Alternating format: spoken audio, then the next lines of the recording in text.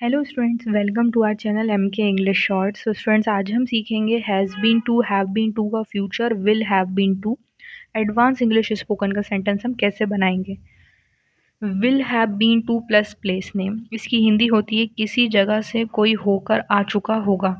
किसी जगह से कोई होकर आ चुका होगा। सिंपल सेंटेंस का स्ट्रक्चर होगा subject plus will have been to plus place name. Subject plus will have been to plus place name. चलिए अब इसके कुछ एग्जाम्पल्स देख लेते हैं। तुम फिनलैंड घूमकर आ चुके होगे। You will have been to Finland. You will have been to Finland. तुम एयरपोर्ट से होकर आ चुके होगे। You will have been to airport. You will have been to airport.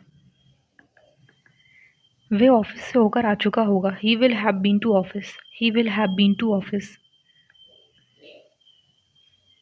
Negative sentence का स्ट्रक्चर होगा subject plus will not have been to plus place name.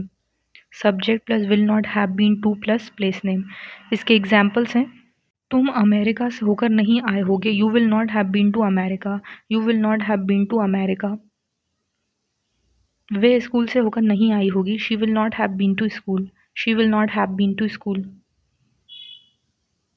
वह shopping mall से होकर नहीं आया होगा। He will not have been to shopping mall.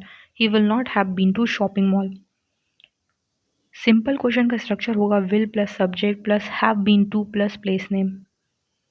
इसके examples हैं, क्या तुम बैंक से होकर आ चुके होगे। Will you have been to bank. Will you have been to bank.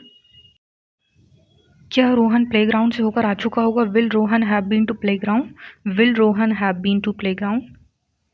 I hope students you like this video. Subscribe our channel for more interesting videos. Thanks for watching.